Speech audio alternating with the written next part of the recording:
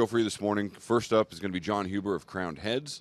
Then a little bit later, we're going to be joined by our good friend Drew Newman of JC Newman. So lots of great things to talk about. If you're on Facebook, get those questions in the comments. If you want to ask one of those gentlemen a question, we're more than happy to pass it along to him. So sort of halfway through the trade show now, and I think it's probably been one of the more interesting ones in terms of waking up to interesting news. It seems, thankfully,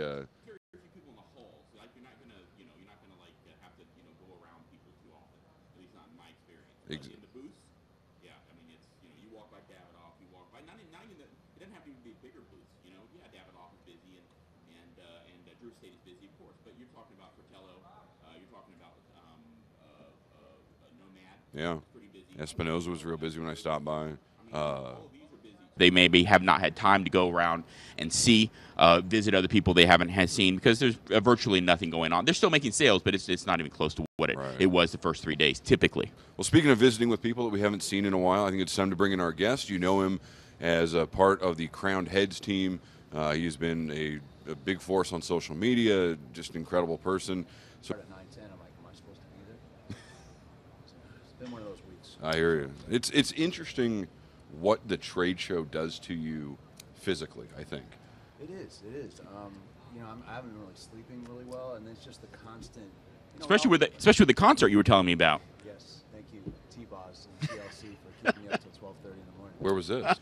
Crowned Heads Court Reserve 18, and lots of interesting things about this. First time Crowned Heads has been in the name of a cigar. I mean, everyone's known it, and we've talked in years past about why it hasn't been in others.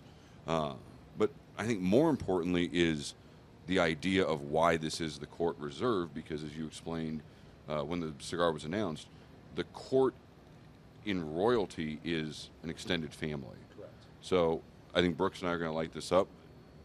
Expand on that, tell us a little about the cigar. But so the concept of Crowned Heads Court and the Reserve came about during 2016 in tune with the blend, the packaging, the whole bit. So that's the end result. I mean, this will be something going into the future that we'll do limited productions of.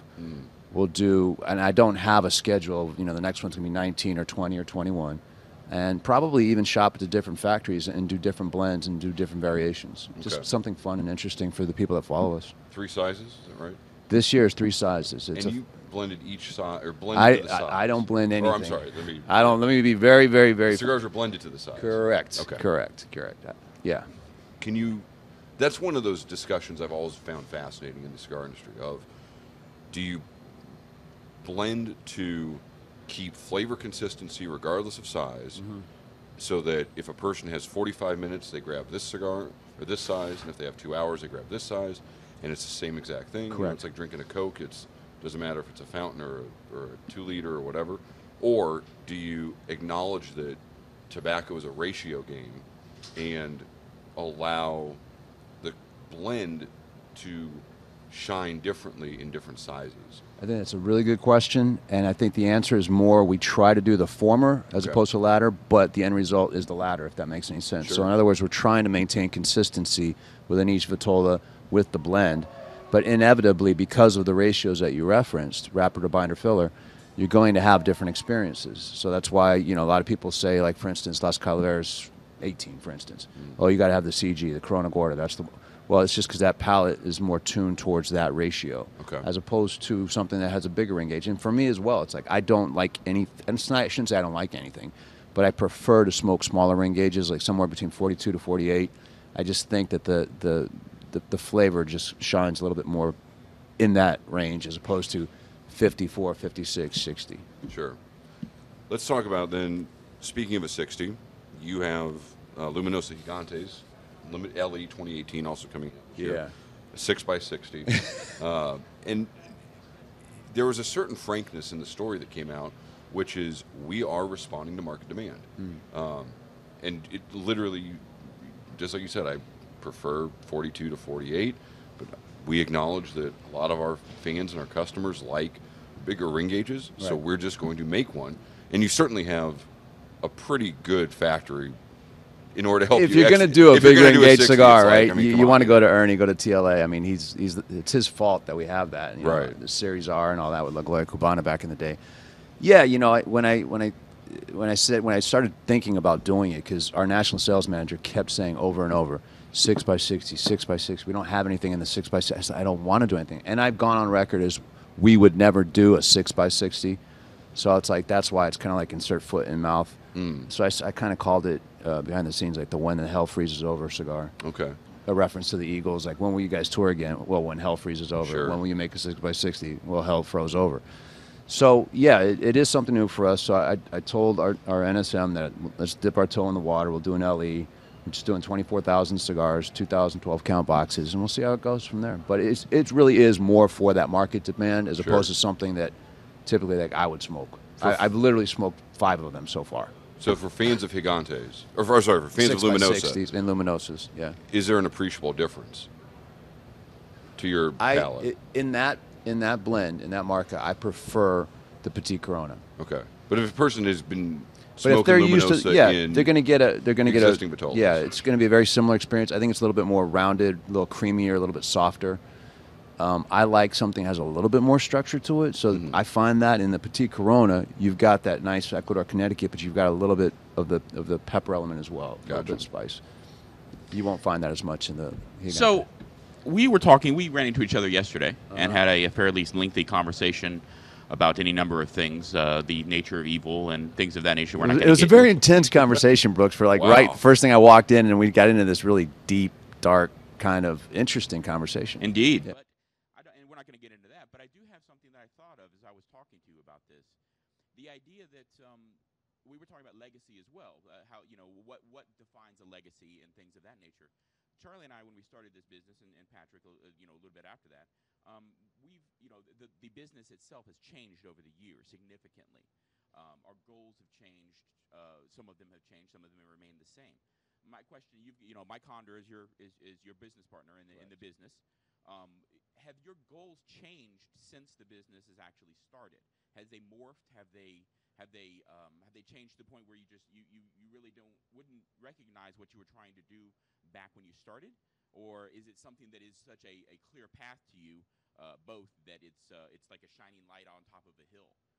I think when we first started this thing 7 years ago, you have these delusions of grandeur, and you're going to take over the cigar world, and you're going to be on the cover of Cigar Aficionado. You start thinking those kind of things, and certainly as the years have gone by, my personal aspirations have completely changed. I don't desire any of that, and to be honest with you, it's more about what can I do to pay it forward, what can I do to provide livelihoods for our guys, for our team, give them a good lifestyle to enjoy what they're doing, which is cigars. How do I provide for my family? How do I take care of my family, Mike's family, whatever? Those are the reasons why we do what we do. I love cigars, and I would be doing them regardless.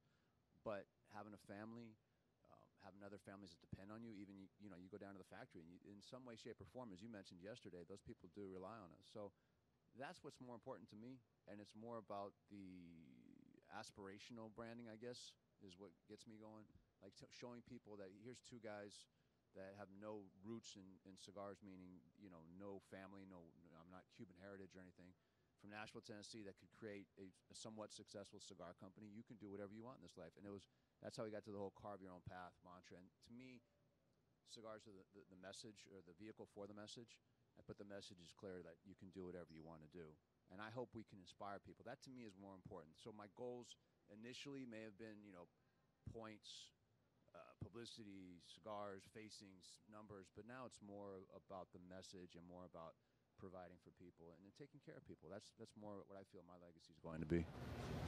Do you think that's something that actually happens to most people in terms of starting cigar companies like yourself, or is that just a personal thing? I think it's just a personal thing. I don't know if everybody's on the same page as me, to be honest with you. But that's my own personal outlook. It's just that I just look at life like that. I always put my family before everything. I try to have my priorities aligned in such a way that when I make a decision, they have to line up with those priorities. Which is why I've got my wife and my daughter with me right now. They're more important to me than a cigar show. But how do I achieve the cigar show and still maintain what's important to me? Well, I bring them with me, and it helps. Yeah, I mean, the cigars you have to make them in order to provide for your family. Of course. I mean, there has to be a balance there, obviously. Of course. But it's a sacrifice for my wife and my daughter to come out here too. I drag them from home and like, okay, come on, I'm going to put you up in a hotel for a week, and you're not going to see me during the day, and it's hard on them, but they do it for me, and I do this for them. So, that's that. You get a little bit of a reality dose, I think, as we get older, and I've certainly gotten older. So, Well, I was going to say too, because I remember it was during a trade show, I believe, right, where you welcomed your daughter in. That's correct. I call her a trade show baby. My Yeah. wife hates that, but yeah, she was born during the trade show in New Orleans on Right. July 12, 2015, and so like this is her third year now in Vegas celebrating her birthday. Wow. Okay. So yeah, we're Happy very third blessed. birthday. Thank you. That's incredible. That's for AJ if she's watching Facebook Live. So I know we've only got a couple minutes left with you. Real quick, Las Calaveras LE 2018 just started shipping. It's done. We couple shipped weeks it. ago. It's Yeah. out in the market, and people It's hopefully are gone. enjoying The only it. thing we have left in stock are a few boxes of the Corona Gordas, but everything else sold out. Nice. I know we've got some questions coming in from Facebook. I didn't get a name on this, but somebody asked, does the La Carême taste better in a longer size compared to a smaller size? Good question. I prefer the Cananazo, that Vitola, the 5 7/8 by 52. I think that's the best representation of that blend. Mm-hmm. I haven't smoked the Hermoso number 1, which is the longer one, in a while, so I just don't devote that much time for that cigar. Bellicoso Fino, though, that was a winner, in my opinion. The Bellicoso Fino was just, I don't know what it is about that particular Vitola, but the blend shined. Absolutely. Nice. I know we've only got a couple minutes. Brooks, you got anything? I've got a quick question. The idea that we were talking again, I feel like that it's interesting to talk about the dynamic between partners, Charlie and I again, and Patrick. We have very specific roles, I think, and things that we're very good at. All of us are different, and all of us have different roles in terms of what we're doing. Have the roles for you and Mike changed again as the years have gone by, or is it something that when you sat down and said, okay, we're going to do this business, this is what I'm good at, this is what I'm good at, and this is what's going to happen here? We never really sat down and said what was already obvious to us. I mean, he is very much more the business mind. He is the purchase order, the projection, the cash flow, all the mechanics behind the scenes, and I am much more the creative, the guy that comes up with the idea, or wants to do a crazy hat or a T-shirt or this blend or that blend. So we're very, very different, but we get along so well. For whatever reason, we're polar opposites in a lot of ways, but we're very similar in others. But it's always been, that's been the underwritten rule. I mean, he's been in this business longer than I have. Has time with General, with CAO, did a stint with La Florida Dominicana. Mike knows his business very well. So I rely on him to do the heavy lifting, as we call it, with that, and then I get to do the fun stuff.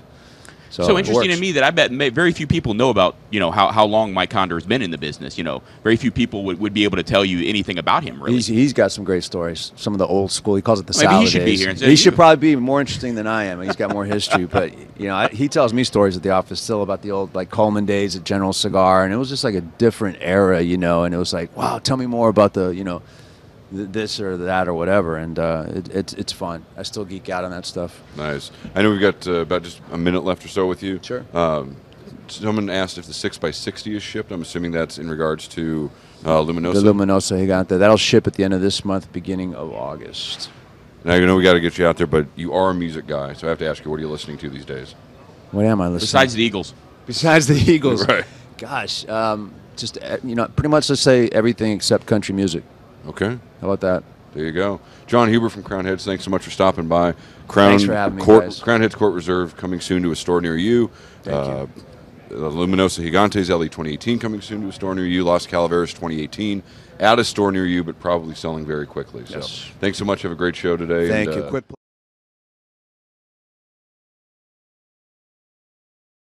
Great cigar. Check There it you out. go. All right. Stay Thanks, tuned. John. More Facebook Live coming up from the Las Vegas Convention Center.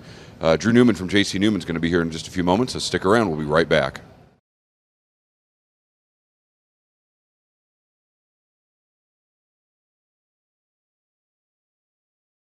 Half-Wheel's coverage of the 2018 IPCPR Convention and Trade Show is brought to you by Davidoff, celebrating 50 years of pioneering.